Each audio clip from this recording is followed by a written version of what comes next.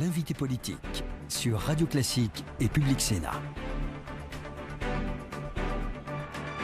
Marine Le Pen, est-ce que vous diriez ce matin que nous sommes dans une impasse politique totale du point de vue du gouvernement? Oui, on est surtout dans une crise politique extrêmement grave, une crise de régime.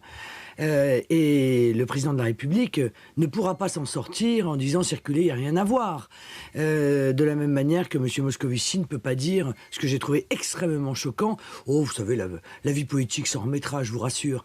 Vous considérez qu'il a couvert Cahuzac?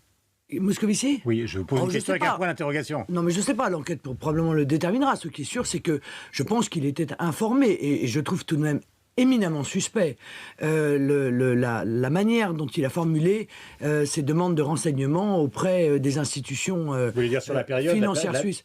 Oui, c'est ça. Et surtout la manière dont il a retransmis à l'opinion publique les résultats de cette enquête. En disant, bon ben, voilà, M. Cahuzac est blanchi, il n'a pas eu de compte. Omettant de dire que sa demande ne portait, et ne pouvait porter d'ailleurs que sur les années qui n'étaient pas 2006, 2013, c'est-à-dire les années effectivement prescrites. Alors que les rumeurs sur ce compte en banque, semble-t-il, on apprend aujourd'hui, sont très anciennes. Bah, vous-même, vous étiez au courant avant? Non, j'ai été au courant le même jour. Non, j'ai été au courant le jour de ses aveux. Mais en l'occurrence, même si j'avais été au courant avant, qu'est-ce que j'aurais fait? J'aurais fait une conférence de presse pour dire M. Cahuzac a un compte en Suisse? Et qu'est-ce que vous auriez dit? Mais vous auriez dit, oui, Marine Le Pen, comme d'habitude, les vieilles méthodes, etc., l'extrême droite qui accuse les années 30, blablabla. Bon, le problème, c'est que le président de la République a des moyens, évidemment, que n'a pas l'opposition, et que n'ont pas, bien souvent, d'ailleurs, les journalistes. Bon. Et je crois que le président de la République et que le Premier ministre étaient informés de cette situation il y a au moins de nombreuses semaines. Mais justement, Jean-Marc Ayrault, l'autre jour à l'Assemblée, a dit République irréprochable, c'est pas à nous d'enquêter, c'est à la presse, c'est à la justice. Et nous n'avons pas actionné les services spéciaux, entre guillemets, c'est-à-dire les douanes, la DCRI, pour enquêter sur M. Cahuzac. C'est ce qu'il a dit à l'Assemblée, vous l'avez entendu comme moi. Oui, ça m'a procuré une bonne crise de fou rire d'ailleurs, parce qu'entendre M. Ayrault parler de République irréprochable, c'est vraiment, j'hésitais entre en rire ou en pleurer. Mais parce que, encore une fois, M. Ayrault a été condamné il y a 15 ans, une condamnation très lourde pour des faits très graves de favoritisme, une condamnation très lourde puisqu'il a été condamné à 6 mois de prison avec sursis et 30 000 francs d'amende, c'est-à-dire le double de ce qu'avait demandé le procureur. Et c'est celui-là qui doit choisir les ministres, qui doit tester leur moralité. Moi, à l'époque, quand il a été nommé, j'avais rappelé M. Hollande à ses engagements de campagne en matière de moralité. Il avait dit, je nommerai personne qui a été condamné. Bon, le fait que ce soit plus inscrit sur son casier judiciaire n'empêche pas que politiquement, François Hollande avait déjà trahi sa première promesse. Alors, évidemment, ça donne un éclairage particulier sur cette condamnation.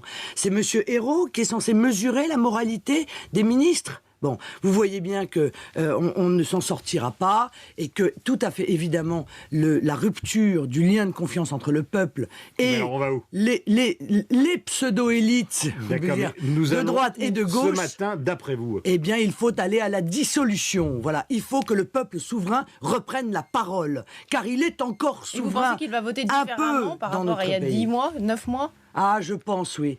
Je pense qu'il va se saisir de cette occasion, le peuple français, de cette opportunité pour dire très clairement ce qu'il pense de cette accumulation. Parce qu'enfin, écoutez, quand on voit la liste de tous les responsables politiques qui sont condamnés, qui ont été condamnés et qui sont aujourd'hui à des postes de très haute responsabilité, mais je veux dire, on rêve. Rien qu'au Parti Socialiste, M. Ayrault, condamné, dirige le gouvernement, M. Désir, condamné, dirige le Parti Socialiste. Mais alors Marine Le Pen, quand vous êtes en Polynésie, si vous êtes si intransigeante sur la moralité publique, quand vous allez en Polynésie, pourquoi vous rencontrez Gaston Flosse, qui est quand même l'homme politique français? Mais je l'ai expliqué, madame. Est-ce que vous êtes venu à la conférence de presse? Est-ce que vous avez lu ce que j'ai dit? J'ai dit qu'en Polynésie, il y a une situation extrêmement grave. C'est qu'il y a quelqu'un... Il y a des élections territoriales dans quelques semaines. Oui, mais surtout, il y a quelqu'un qui veut mettre en œuvre l'indépendance de Tahiti. Eh bien, malheureusement, le Front National n'a pas la capacité de se présenter à ces élections territoriales. Et j'ai dit, écoutez, je préfère un diable avec des cornes plutôt que la disparition de Tahiti du sein de la France. La moralité dans la vie politique a des limites, alors. Mais madame, est-ce que vous savez ce que ça entraînerait, l'indépendance de Tahiti, de la Polynésie? Vous savez ce que ça entraînerait? La ruine, la misère pour la population, comme ça se passe au Vanuatu, comme ça se passe à Fidji. Alors, j'ai dit oui, ce monsieur est éminemment critiquable, éminemment condamnable, mais en l'occurrence, c'est lui ou l'indépendance. Voilà. Le trésorier de François Hollande a des comptes à l'étranger. On parle beaucoup de quelqu'un qui est proche de vous, qui s'est occupé du finance du Front National, qui aurait permis à Jérôme Cahuzac d'obtenir justement le fameux compte qui est ô combien contesté. Est-ce que ça veut dire aussi que de votre côté, il va falloir regarder ce qui se passe? Et vous plaisantez, j'espère? Non, je plaisante pas, je vous pose Ah bon, une mais question. qu'est-ce que... Attendez, excusez-moi. J'ai un ami, il n'a pas de responsabilité au Front National. Je vous pose une question. J'ai un ami qui, il y a 25 ans, était avocat. Comme avocat fiscaliste, il a ouvert pour son client, M. Cahuzac, qui à l'époque implantait des cheveux. Hein, il n'était pas député, il n'était pas ministre, hein, il faisait pousser des cheveux. Bon, très bien. Il a ouvert pour son client, M. Cahuzac, un compte en Suisse, ce qui n'est pas illégal, car encore une fois, le fait d'ouvrir un compte à l'étranger n'est pas illégal. C'est le fait de ne pas déclarer les sommes qui y sont qui est illégal. Et ça, c'est pas de la responsabilité de l'avocat. Et on vient chercher ma responsabilité là-dessus. Non, mais pose une question. Je vais vous dire, j'espère que vous n'êtes pas ami avec un concessionnaire, hein, parce que le concessionnaire risque d'être poursuivi parce que la voiture qu'il a vendue a servi à faire un braquage. Non mais vous imaginez, il n'y a que ça à venir me chercher comme je parlais de François, vous avez remarqué que dans la question, mais pourquoi aussi... je ferais le ménage? Mais le ménage... Je vous pose la question, Madame Le Pen. Les gens, vous avez dit tout à l'heure, justement, il y a une sorte de discrédit général de la classe politique. On peut s'interroger sur tous les partis politiques, y compris le vôtre. Cette opération... qui est grotesque dans le fond, vous voyez bien. Enfin, je veux dire, il n'y a rien d'illégal, c'est un de mes amis, c'était il y a 25 ans, enfin bon, ça n'a ni queue ni tête. A été lancé par le journal Le Monde.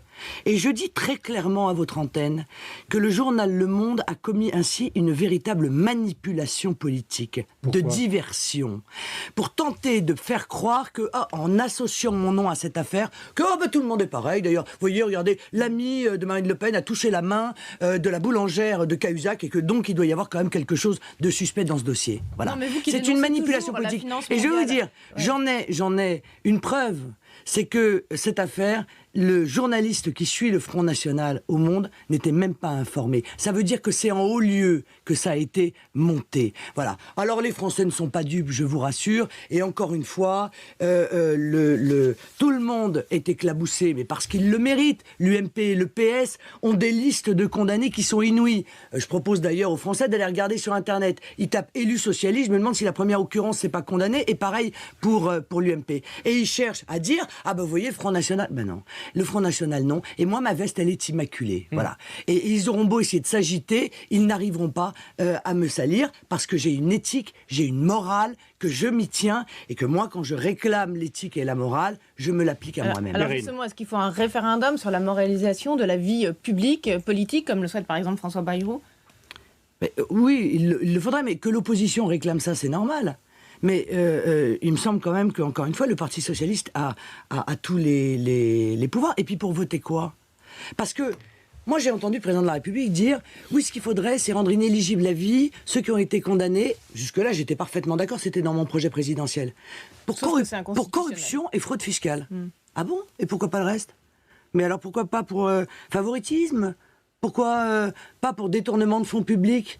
Pourquoi pas pour emploi fictif? C'est sûr que là, ça ferait tomber un certain nombre de personnes au Parti Socialiste, et y compris le chef du gouvernement, qui donc ne pourrait pas être à la place à laquelle il est. Voilà. Donc vous voyez qu'on est encore dans la manœuvre. Alors un référendum sur la moralisation de la vie publique, etc. Très bien. Ils sont aujourd'hui en train de dire partout, ce qui serait bien, c'est de faire une sorte de commission qui vérifie avant les nominations la moralité, les conflits d'intérêts, etc. Ça tombe bien, c'est encore une fois exactement ce que j'avais proposé dans mon projet présidentiel. Ils ne le feront jamais. Vous entendez? Jamais. Parce que s'ils le font, la moitié de la classe politique ne pourra plus faire de la politique compte tenu de l'état de corruption et d'immoralité de la classe politique en France. Page 6, le Parisien aujourd'hui évoque la possibilité d'un non-lieu pour Nicolas Sarkozy. Donc on n'est pas forcément à un front égal ce matin en termes d'affaires. Oui, enfin, excusez-moi, mais enfin, je pense que honnêtement, ils sont un front égal parce que le nombre d'affaires qu'a M. Sarkozy et auxquelles il va falloir qu'il réponde, croyez-moi, il n'est pas sorti de ces difficultés. Parce que dans l'affaire Bettencourt, il y a l'abus de faiblesse, mais il y a aussi le financement illégal de la campagne. Sur lequel il n'a pas été mis en examen pour l'instant. Il y a l'affaire Karachi. Il y a l'affaire Tapi qui arrive et qui a entraîné une perquisition chez Madame Lagarde, qui elle-même avait de très hautes responsabilités. Non, mais pour l'instant, il n'y a pas de mise en examen. Tout à l'heure, Madame voulait dire il faut arrêter avec les années 30 et la manière dont on a voulu enfermer le Front National dans une espèce de vocifération générale contre la classe politique. Mais en fait, en partant ou en commentant les décisions de justice toute la journée avec la fermeté qui est la vôtre, on vient un petit peu à la même chose. Parce qu'on ne tire jamais les leçons. Quelle est la solution politique? Vous dites, on ne tire jamais les leçons. Je veux dire, est-ce que vous trouvez, franchement, je veux dire, DSK, Juppé, Hérault, Désir, Andrieux, Guérini, Dallongeville, Woerth, Tapi, Tron, Tibéri, Chirac, je veux dire, on ne tire jamais les leçons. Quand allons-nous tirer les leçons et effectivement mettre en place l'interdiction de l'inéligibilité à vie pour tous ceux qui ont été condamnés pour des faits commis grâce ou à l'occasion de leur mandat. Voilà. Et puis, bon, je suis désolé, mais Monsieur Hollande n'est pas crédible. Comment voulez-vous que je puisse imaginer qu'il est capable de rétablir la moralité à la tête de l'État, alors qu'à la tête du Parti socialiste, il n'a rien fait contre les fédérations du Sud, qui étaient complètement corrompues, et les fédérations du Nord, qui l'étaient encore plus? Dernière question, Perrine. Il ne nous reste malheureusement que 20 secondes. Mais Jean-Marie Le Pen, lui, a bien subi des redressements fiscaux, donc il y a eu fraude fiscale aussi. Ah bon? Parce qu'un redressement fiscal, c'est une fraude fiscale? Bon, vous connaissez mal votre droit, vous avez fait du droit, non? Faudrait peut-être. Ah bon? Ah bah alors vous avez des méchants. Vous avez non, madame. Un redressement fiscal n'est pas une fraude fiscale. C'est une fausse déclaration.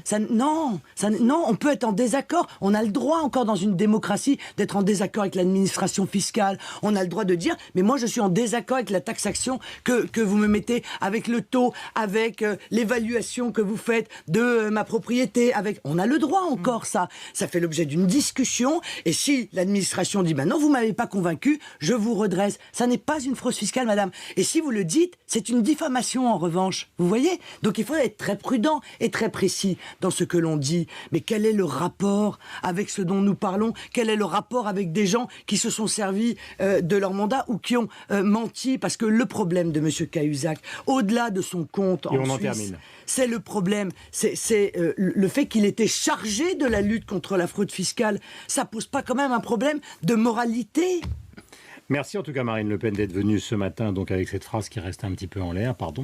Donc vous exprimez sur l'antenne de Radio Classique et de Public Sénat. Perrine, merci, on se retrouve la semaine prochaine et bonne journée à vous. Merci.